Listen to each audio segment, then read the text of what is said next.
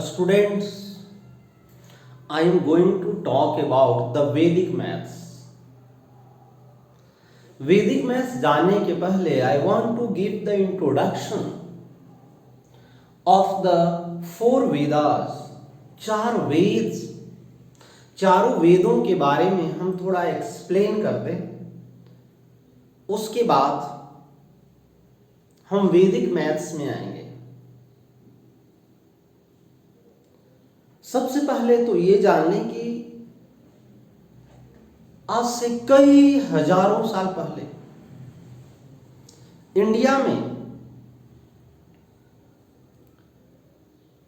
वेद कई ऋषियों ने,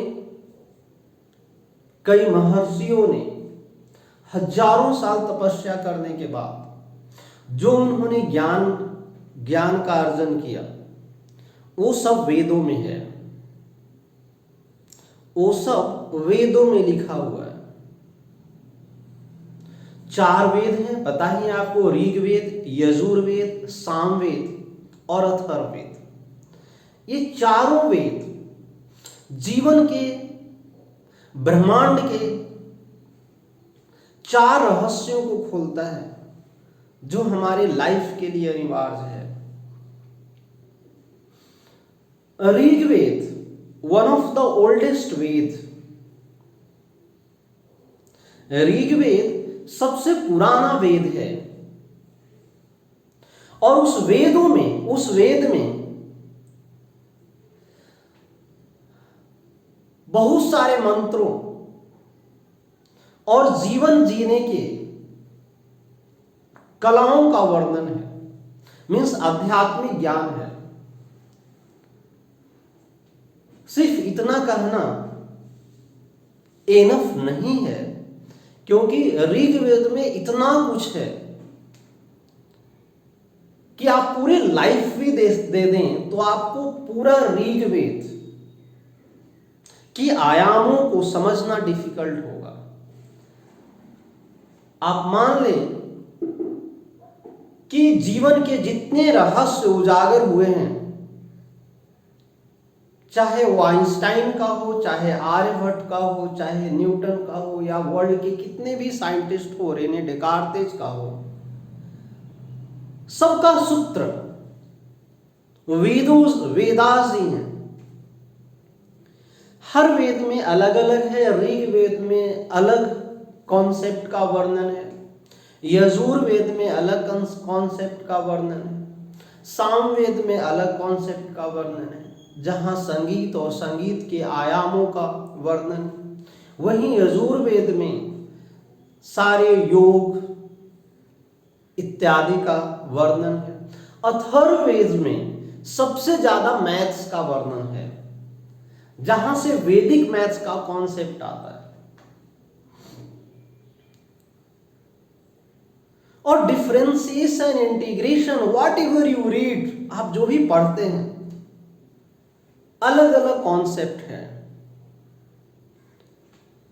तो मैं यहां अगले क्लास से हम आपको वैदिक मैथ पढ़ाने जा रहे हैं. वैदिक मैथ का वर्णन अथर्ववेद में है. अथर्ववेद में वैदिक मैथ्स का वर्णन है.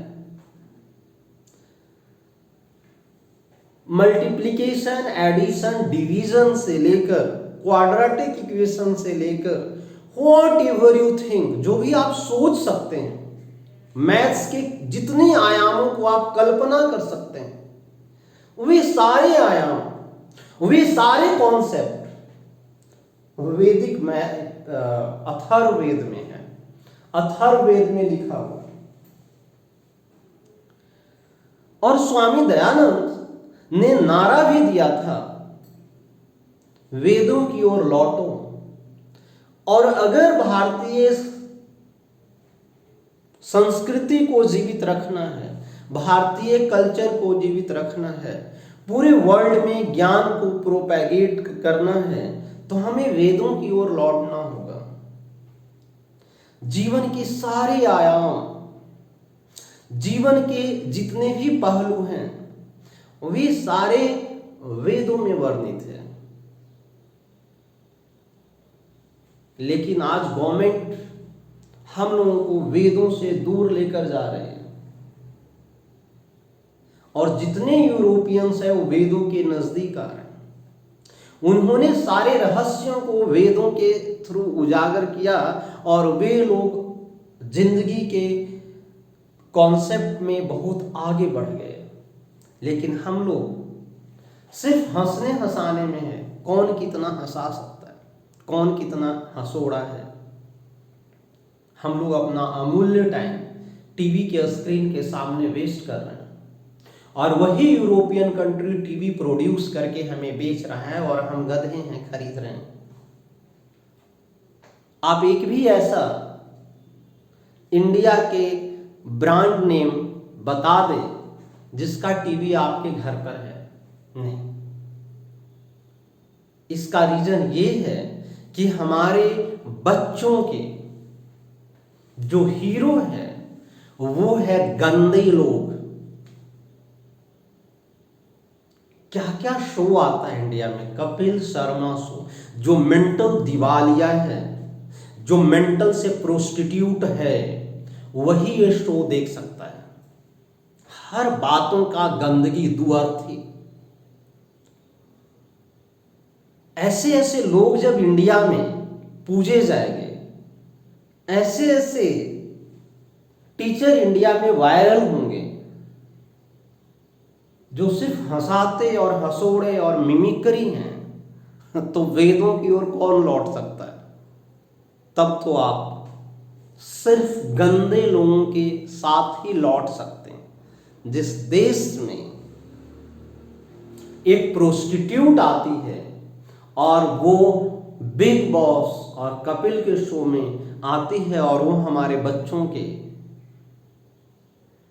बच्चों का उसे क्या कहते हैं, इमेज बन जाती है। तो please try to know about the Vedas, and I will start now Vedic maths in the next video.